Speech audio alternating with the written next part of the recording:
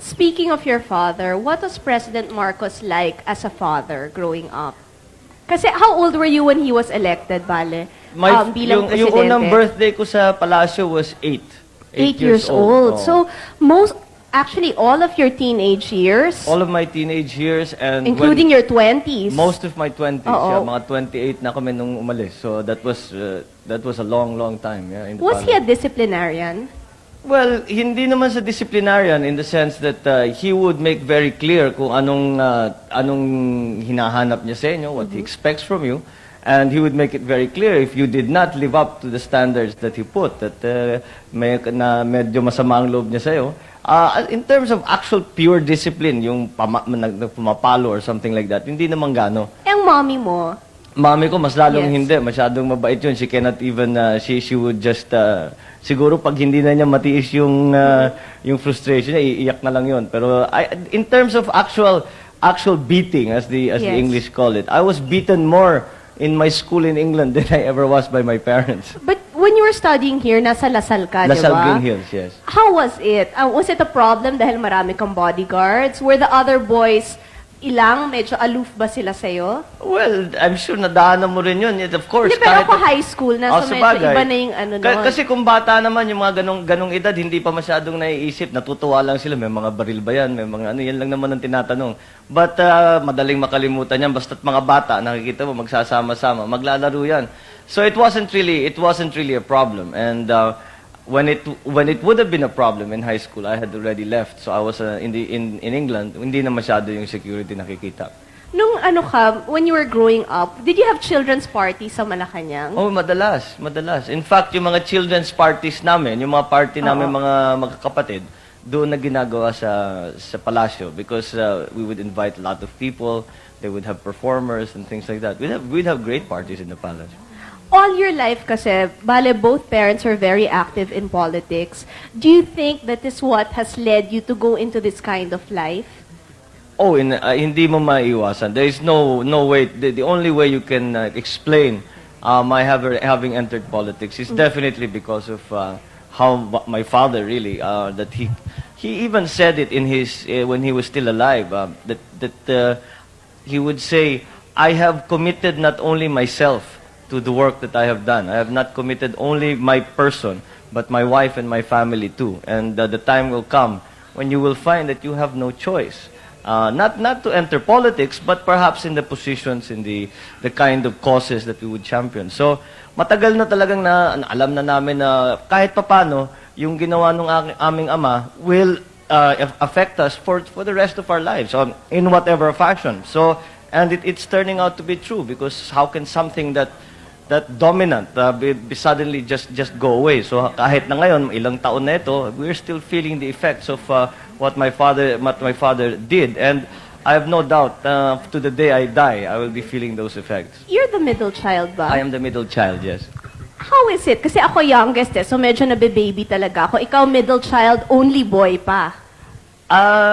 Siguro, I don't know, it never felt Dominating bang ate si Aimee? Hindi naman. Ate. She was a proper ate. Tinuturuan kami. Halimbawa, nung bata pa kami, nung una kaming dumating lalo sa England dahil hindi kami Bakit marunong. kayo pinadala sa England? Mostly security. Yes. Madami kaming problema sa security dahil ako, maraming Anong mga year na kidnapped when you threat. went to England, I Bale? left for England in 1969. My first, 70. 70 was my first year there. And then, you stayed there until when? I stayed there for almost 10 years until until I left for University of Pennsylvania. Nag-Wharton ka, di Yeah, ba? that's when I went to Wharton. Yeah. Do you feel na those 10 years helped you a lot? Kasi at least, medyo ordinaryo kang citizen. Malaking bagay dahil in fact that was one of the reasons, no, that my father. But of course he would have preferred na dito kami nakatira sa Maynila. How did you keep in touch with what was going on dito? It Kasi wasn't syempre when martial law was declared, you were abroad. It wasn't easy. I was when martial law was declared, we had expected something dramatic to Yes. happen. Because marami ng beses na my dad would say that this is a real problem, we may have to do this, we may have to do that. But in general, how did we keep up? My parents would send us newspaper clippings. We would call, we would write. In my school in England, there was you had to write one letter to your parents every week. Talaga. So that was it was actually a good thing because iba yung tawag iba yung sulat hinahawakan mo and you can read it again and again. And it really taught I think both sides, including my parents, the habit of writing. So they would send us the news nung nauso na yung videotape, magpapadala ng videotape. So that they would try, but inevitably pag uwi mo rito, maraming nangyari na hindi mo na namalayan. So you just have to catch up. Medyo let's go naman dun sa lighter side. Ang first girlfriend mo ba, since you were in England, British ba siya? Ay, naku, nung nasa England ako, wala akong panahon, hindi kami pinapalabas ng eskwelahan. They would let me out. I would be in school for, isang semester namin was 3 months. Sa 3 buwan, I would be able to sleep one night outside of school. Yun lang. Yun lang. And every month, I could spend one Sunday out of school. So when you'd make ligaw, dito na? Dito na siguro sa Pilipinas. Kasi dito, doon, halos di ka, kahit yung mga restaurant, yung mga bar, di ka makapasok, yung mga nightclub. Dito, hindi masyadong stricto, kahit basta't may kasama kang may edad, they will let you in. Do you feel na a lot of the girls were fawning over you na pinagkakaguluhan ka dahil Bongbong Marcos ka? Or do you think it's your charming personality? I don't know. I don't know that they were fawning over me to begin with. I don't know kung bakit lahat ng tao, ang kanilang impression sa akin are that the women were fawning over me. Believe me, there were times kung I would be calling, trying to get a date, and I couldn't get a date. Why suddenly this image of women fawning all over me? But I don't know. I think yung you tell me if I'm right. Yung paganak ng presidente, that last mga 5-10 minutes, unless may complex na talaga yung tao, yung talagang galit sa'yo dahil anak ka ng presidente, wala ka na magagawa. But karamihan naman ng mga tao, pagka nakausap mo na, after 5-10 minutes, wala na, that's over. Except for the fact that you're surrounded by Would anybody have the guts to say na, oy, pare, galit ako sa'yo, bakit ganyan naman ang mga magulang mo? Would they dare do that to you?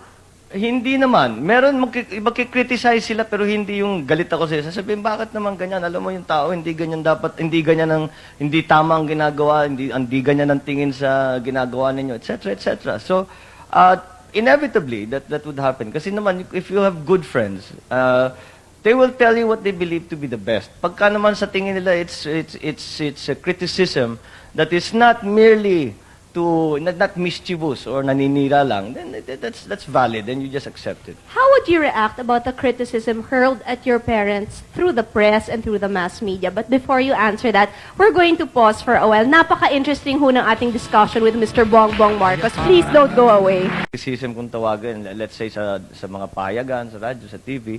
Well, we have been experiencing my father's political life for a long, long time. I remember in 1963-64 when he was Senate President, wala kaming narinig kundi oust Senate President Marcos every day. I remember that. So we've been used to this kind of thing, no? And kahit papano, if you're in politics, there's no way around it. Wala ka namang magagawa na lahat masaya eh. Merong magkikriticize kahit ano pang gawin mo. So you just have to take it as it comes. And as I said, keep your mind open. And kung talagang it is a constructive criticism, then sige, makinig ka. But you also have to not take it all to heart. Because kung minsan, etong mga nagsasalita ng pinipintasan kayo, is not because they really believe that, dahil kalabang mo eh. Siyempre. Ano pa naman gagawin nila? Alam nga naman na pupuriin ka. So, it is part of their job. So, you just have to trabaho lang, ganyan lang naman talaga. Bong, how many % of your father's ideology did you believe in? Meron bang times na sasabihin mo, hindi ganyan eh. Ito yung pananaw ko. Lalo na, I guess, when it came to youth affairs. Well, I think it came after it so happened that when all this turmoil was going on here, I was in England studying one of the subjects I was studying was political science.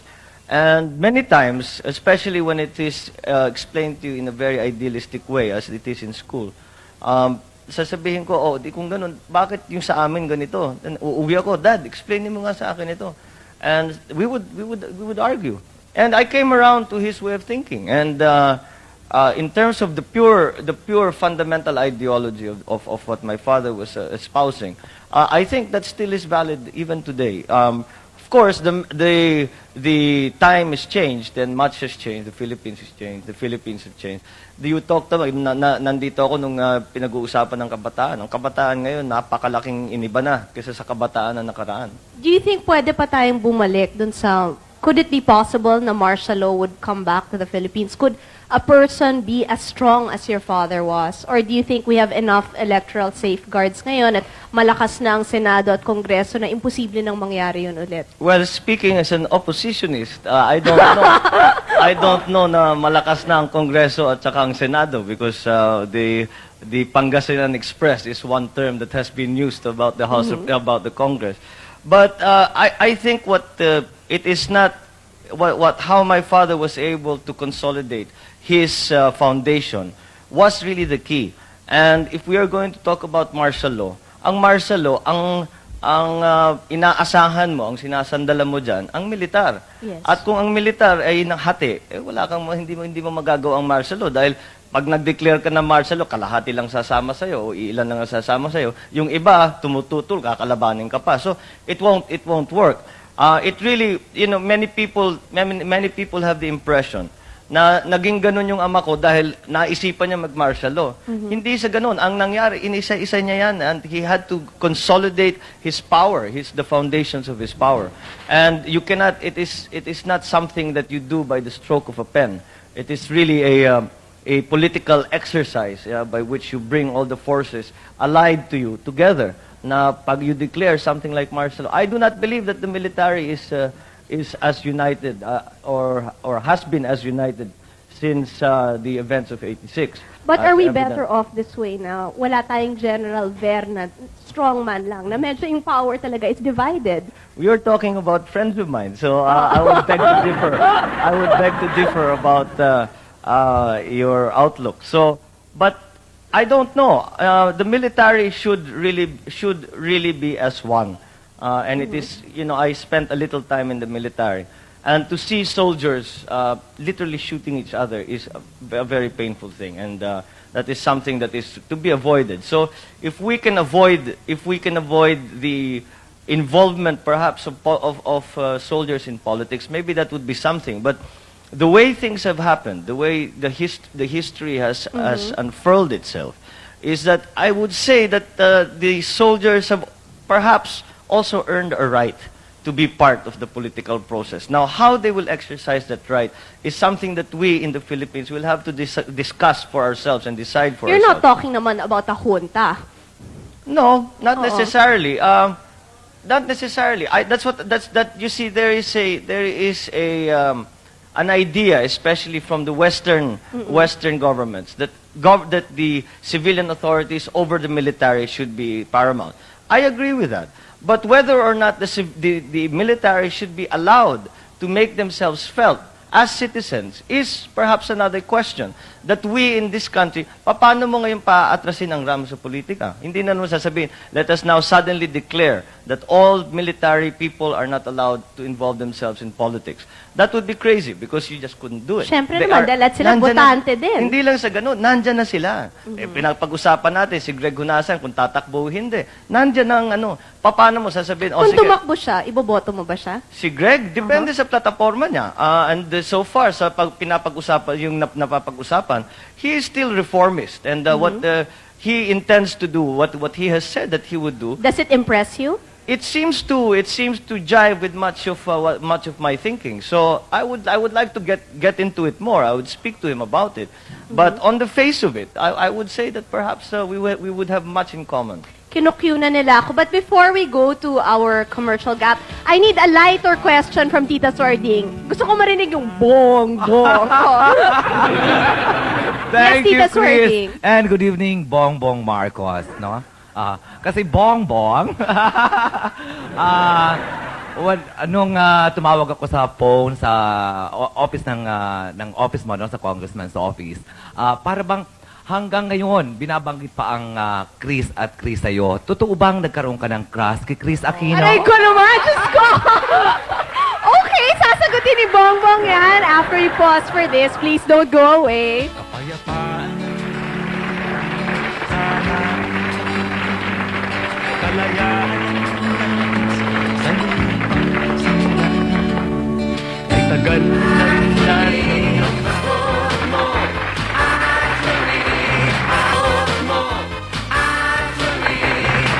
We're back, Arnelli. Ay, ako na pala. Embarrassed daw ako sa tanong Oo. nyo. Kalain ni Bongbong, pinafeed ko yan. Alin? Kung nagkaroon siya ng crush sa'yo? Yung ba yun? No, hindi, Hindi Chris. ka sorry nga, you're so embarrassing. Pakinggan Talaga? Asus. Sorry, Chris. Pero nung nakausap ko kasi yung secretary ni Bongbong sa office, lagi daw binabanggit yung Kris Aquino hanggang ngayon. Totoo yan. Pagka lumalabas ako, Oh, yan. Ito nagka-cross. Hindi, is it because siguro may Romeo and Juliet mentality talaga ang mga that's Pilipino? absolutely right. Pagka lumalabas ako at nagsasalita ako before people, siyempre, at one point, mag-open forum kung minsan, or sa press conference, lalo sa kabataan, laging tinatanong, kung ikaw ba'y papasok sa larangang pelikula, papayag ka ba na leading lady mo si Kris? Yan ang mga tanong nila sa akin. So, up to now, yan napapag-usapan dahil nga dun sa nabanggit mo. Yung nagawang Bongbong yung and play. Chris. Alam mo, Yes, Senorita I have a Preciosa. follow-up question para kay Congressman. I understand your wife is a lawyer.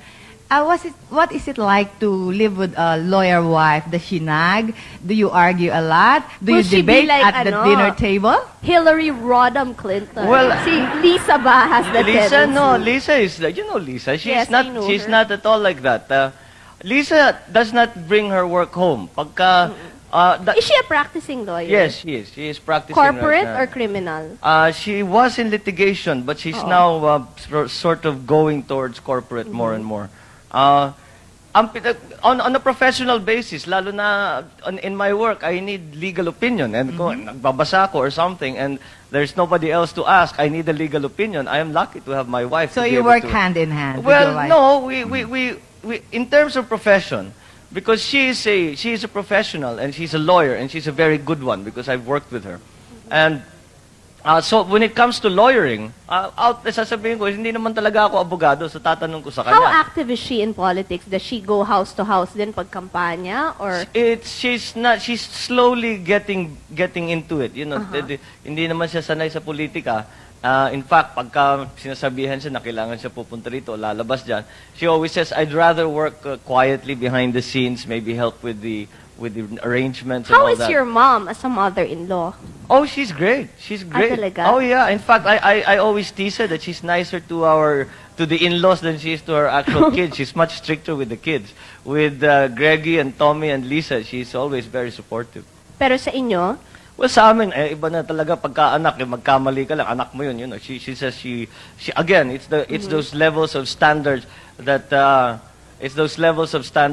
my father said. I suppose it's the same kind of thing that she's trying to continue to keep uppermost in our minds, that there is a level of standard that you how Okay, old is your excuse me. son now? My son is 10 months. Oh, 10 months Mag-1 old. year na. March na pinanganak. So, do you think na your son will also be geared towards following in your footsteps? I always say that my son will not be pushed, or he will be exposed to everything that goes on in the real world. But he will have a choice. And when the time comes for him to decide what his career will be, he will have a choice. He can be a musician, he can be a writer, he can be a politician, he can be anything he wants. Speaking Ah, of Chris, exposure, Chris. sorry na, last question ito kasi. Meron lang Kasi sana itong- akong gustong ipagawa eh. Hindi, Oo, tungkol lang sa sige. exposure Okay, kasi. Kasi di ba, ang 1986 had a profound effect on my life, as I'm sure it had a profound effect on your life. Do you think na with what happened, did it bring your family closer together? Dahil di ba, in the face of adversity talaga, sino bang nag-unite kung hindi yung magkakapamilya? Totoo yan. At pagka sinasabi sa akin, what are the good things that happened, because of this, the exile. And sinasabi naman nila, sinasabi ko, isa sa pinakamagandang nangyari, talagang naging malapit kami mga pamilya. And Yes. I wasn't married yet then, but my sisters were with small children.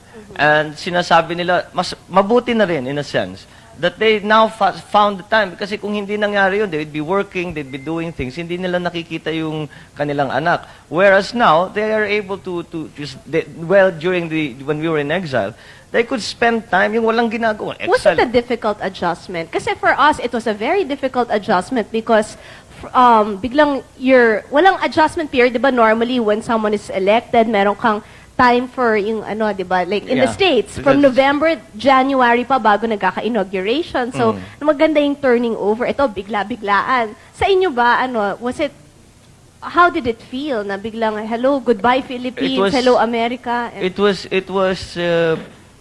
It was shocking. In the pure sense, you were. Nalaman mo ba kung sino yung mga tunay na kaibigan? Oo. They say that's what normally happens. Well, talagang makikita mo talaga kung Marami sino ba yung talagang didikit o hindi. balimbing, Bong? Yes. Bakit? Sorry. As we've mentioned, this is history in the making, Oo. Pero matagal-tagal Pero bago yung- maulit ito masagot na... mo muna sa kanya yun, yung Tingnan, mas tungkol sa maganda- balimbing. Ay, yung balimbing. Oh, sige. Oo, marami mamaya pa talaga. makopa naman yung sabi mo. Sige. Kung maraming balimbing, hindi, alam mo, ang tingin ko ganito, people are not, hindi naman masama ang tao. Meron masama talaga na hindi naman kailangan mamintas pa marami pang sinasabi. But there are people na makikita mo, that's their survival din Hinate mo ba kami? Ha, Ano yun? Hindi, Teka, ito na nga. Ito nga magandang kasi I was segue dyan. explaining that to him. Na kasi Sige before, I was telling him na I was a year and a half, tapos sabi ko, kulang na lang isipin ko meron kayong mga horn sa ulo nyo. Dahil, syempre, di ba yun ang kinalakihan ko? So, I Sige was nga, sige wondering nga. kung, was the situation the same for them? Well, I think, in our case, because we have, as I said, been in politics for a long time, yung mga personal na namin, hindi masyadong pumapasok yan sa hate and love. And, well, siguro sa umpisa, when unang reaction mo, sasabihin mo, bakit naman ganito? Bakit yung mga taong ganyan? But after a while, lalo na yung sa 86, nung nasa Hawaii kami, sabihin mo, ganun talaga ang buhay, wala kang magagawa, just get on with it. And again, we really came to the conclusion that to cloud your mind with all of this emotion, especially when you're talking about your public life, is a dangerous thing. So, iniwasan namin yun. And with all of- Nakakayanan nyo yun to separate it. You have to. You just have to. Okay, Arnelli, go. Eto na. Naku, nakabuelo rin ako. Sorry! Alam mo, ibang klase ka talaga. Nag-absent ka lang na isang Lunes Nag-turbo ka na Hindi natin si Kasi nga, Tita Jo Marie katu- nagpapa-impress. But you are very, very good. Pero Chris, alam mo, sinabi nga natin, history in the making ito na interviewin mo si Congressman Bongbong Marcos. Now, hindi na tayo siguro makakapag-antay pa ng isang beses na maulit ito. Na kung sakasakali, magkabaliktad ang sitwasyon na si Congressman ang may show at ikaw naman ang i-interviewin. Pwede ano, siya ano kaya kung baliktarin natin for a while? Congressman, is there a question in your mind na noong pa, hindi mo pa namimit si Yes. Chris, puro sa dyaryo lang, ano ang gusto mo itanong sa kanya? Yung mainit-init, Well, I suppose ganun kahit din. hindi political. Kahit hindi Oh, political. wag mo na political. Ay, hindi political. Dahil hindi na wala naman sa larangan politika si Chris. So, I would... No, I would... Yung mga nai-headline. Yung sinabi mo parang... A question for Kris Aquino from Ito na, Congressman natatawa na Bongbong siya. Marcos. Delikado na ito. Hindi, yung sinasabi mo, akalain nyo sa amin may sungay na and all that. How did that come about? Because we were Hindi always... naman ikaw siguro personally, but syempre, di ba, ang nakatatak sa utak ko, the reason my dad was in jail was because of your dad. So, tapos, gano'n ka diretso daw. Hindi, totoo naman ho talaga yun. Kasi nga, I was explaining to him, I was only 18 months old when martial law was declared. So, 18 months lang ako nun. So, syempre, ang kinalakihan ko, dumadalaw kami sa Fort Bonifacio. And tinatanong ko, bakit ganito? Bakit ganyan? And syempre, bumabalik sa daddy mo. But then, I remember, of course, na your mom was very nice to my dad nung nagka-heart attack ang daddy ko at ang mommy mo nag-facilitate na makapunta kami sa Amerika. So, hindi naman ako blinded totally na lahat ng ginawa nyo evil. Hindi naman ganon.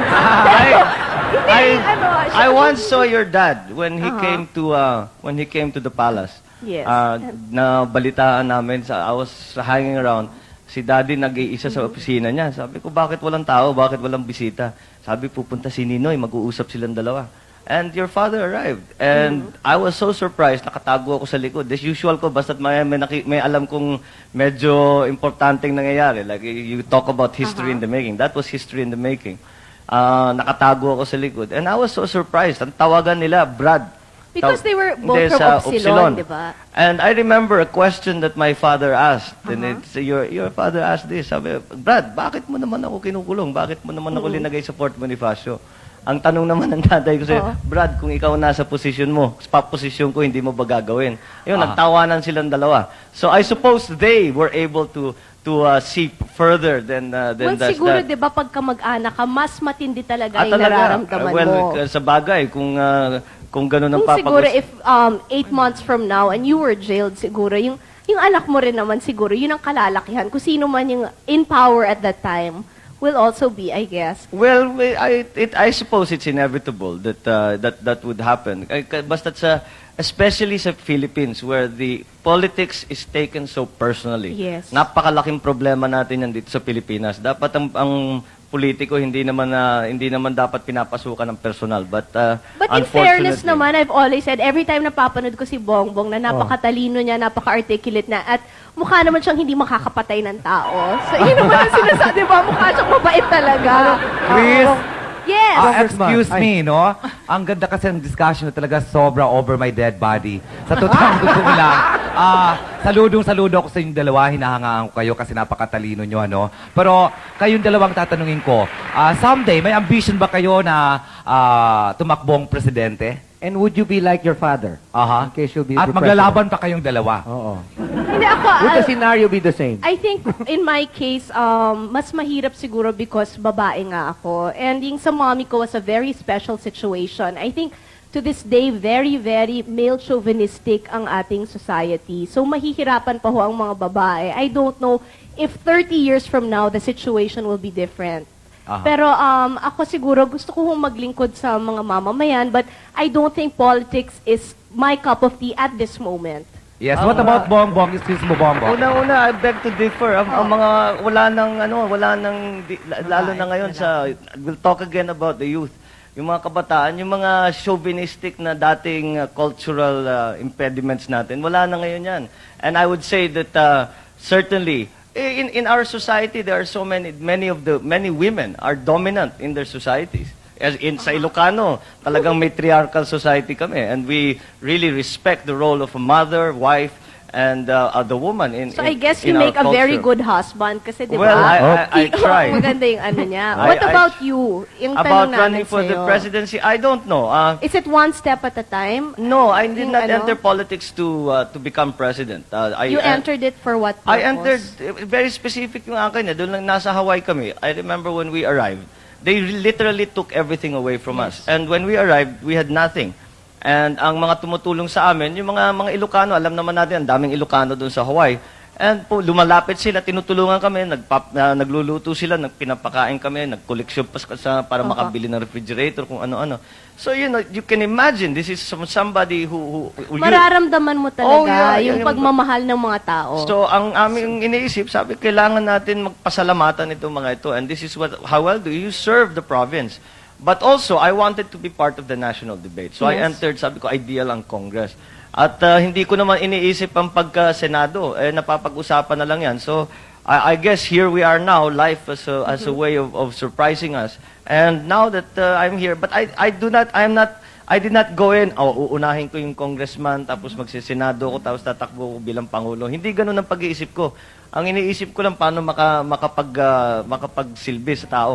And we will see if that comes. But it is not the end result. Because ang unusual sa atin dalawa, nakita natin yung pagkapangulo, hindi lang yung sa television. Yes. Nakikita natin kung gaano kahirap talaga yon. And 20 years I'll ask you, is a napanood mo long- ba ang Dave?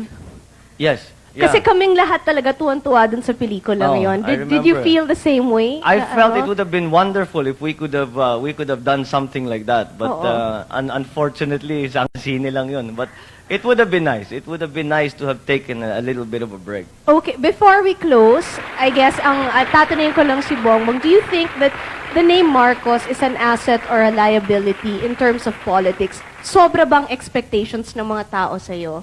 Well, in a sense, it is a liability in that sense because kahit na sinasabi ko, no, actually wala naman akong binabalik at you will be president in 10 years. Maraming mga ganun. And you cannot say na, no, I have no intention. That it's somehow disappointing to them. But that is not an essential problem. I think overall, in fact, I have not yet found a situation where it has been a liability. After all, I can come and speak to you on your show. So being a Oh. Marcos has not held me back in any way. It's our pleasure to have you, di ba? Would you like to leave a message since nationwide napapanood tayo ngayon? Lalong-lalo na siguro sa constituents mo sa Well, Ilocos. lalo na ngayon na napapag-usapan natin ng mga kabataan, I would just like to... You feel you're still part of the youth? well, maybe I'm... Pwede pa, di ba? Kasi under 39. Hirap na, namimilit na. But I still feel sympathetic to what they have to face.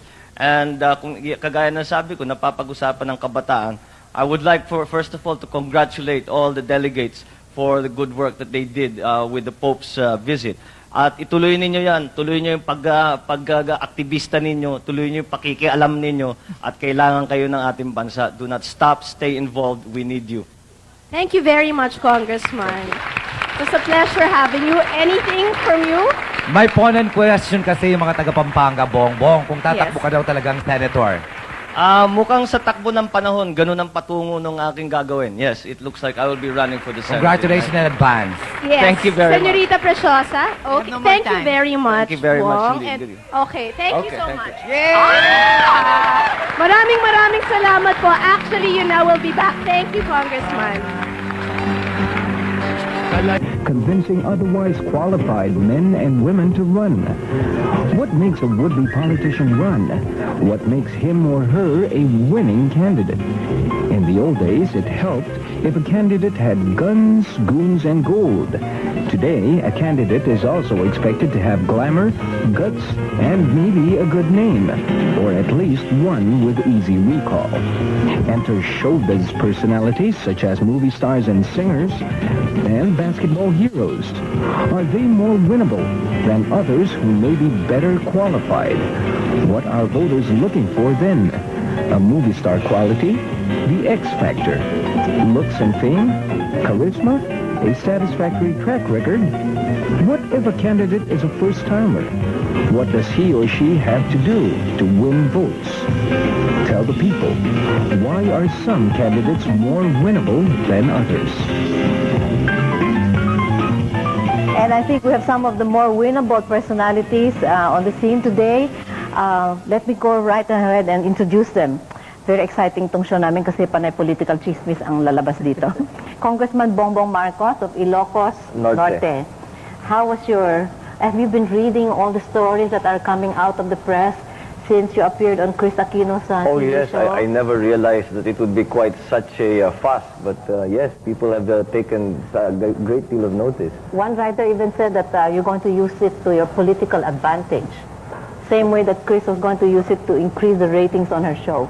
Oh well, I don't think that was the intention. I think the intention was to show that it was possible for an Aquino and a Marcos to sit in a civilized manner and talk about issues, and I think we managed it. Did you talk about politics? A little bit, and you know, there were some areas that could have been a little ticklish, but I think she handled it very well. Spoken like a true gentleman. Thank you. On this side, we have from Parañaque, Vice Mayor Joey Marquez, Good evening, Peter. future mayor of I hope. Parañaque.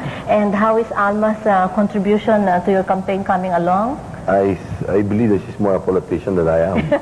Yeah. She does all the work.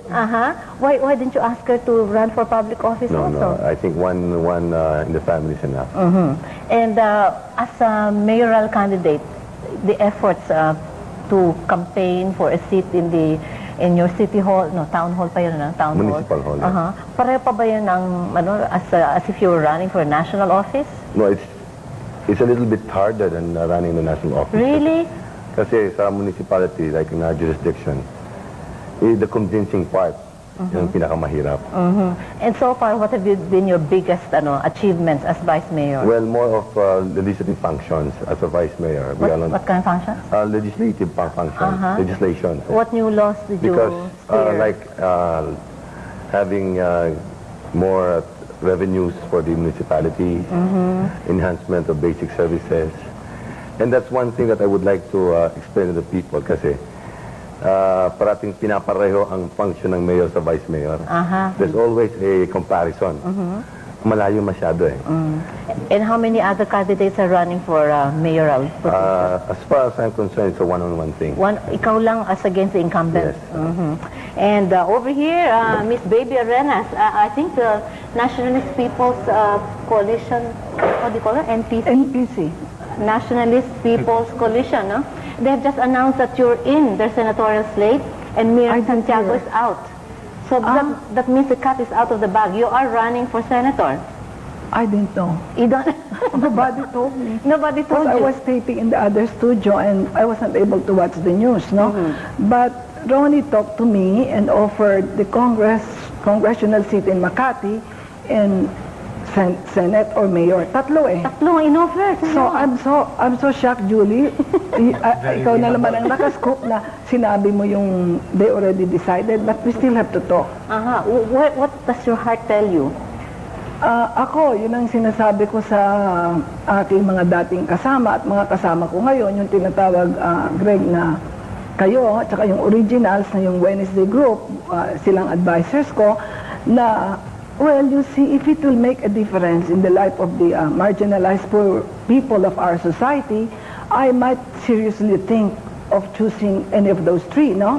And I think... Which of the three?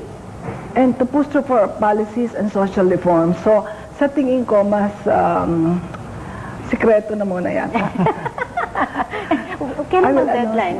Filing I think ng 3, no? certificate of February 3. February 3. Okay, and from Pasay City, Mrs. Elaine Cuneta, who is running for Congress, no? For a congressional seat in Pasay. Elaine, so what party are you? The Cuneta party? The Cuneta Party. Cuneta party. The happy birthday. Happy birthday, Nino. Happy birthday party. Good. You don't belong to any party though. So that means you're an independent. Does an independent have a fairly good chance of winning, maybe congressional, mas madali kaysa senatorial? No, maybe it's also based on the constituents. Like maybe it's hard to be in the independent. It's hard to be an independent candidate if you are the first timer. But if you are a little bit known by the people and you have familiarized with your constituents and you have done so many projects for them, I think the Lord will help you to them to get the votes. Actually, they think of you as the reason for the success of Mayor Cuneta. No, the two of us. The two of you. And how is the mayor? Fine. Is he running again this year? For the last time. For the last time, which is ikailang term? I think, Hindi na I niya don't know. mabina. I could not remember. Ilang taon na yon? 30 years? No, 40. 40? More. As mayor? As mayor. And he never wanted to seek a Not bigger only as position. mayor, he was a former deputy governor of Rizal before he became a mayor. And Sharon? Is Oh, no. Talagang wala? Wala pa. Wala pa. Pwede pa. Hanggang February 3 pa. And over there, Mr. Colonel Gringo Honasan, who is going to who is aspiring to be a senator as an independent candidate. We Colonel? are on our way, Ma'am Julie, to making a firm decision. Meaning? And that will only happen when we file our candidacy. Which, but your heart is telling you what? Well, we feel that it's better probably to try our luck, present ourselves to the people as a candidate, and run as senator than running for our lives and going underground. But you're a military tactician. Basically, I'm still a soldier at heart. Will that kind of background help you as a politician or first as a political candidate? Well, maybe the issue here is not background, but consistency. Consistency? Yes. Meaning you will be mounting a coup? No, what we were before, during, and after. Whatever we mount. So we have here now two neophytes, Mr. Honasan and Ms. Arenas. And Elaine. I cannot think of Elaine as a neophyte, no? I don't think. I think she's been in politics for longer than most of us. Yeah, she's got more experience, heart-wise and head-wise and hands-wise. And our question tonight is, what makes a candidate more winnable than others? Maybe we have to zero in on the X factor. So I'd like our viewers to call us also, 931-8805, 931-5084, and 5085, to tell us what they are looking for in a candidate.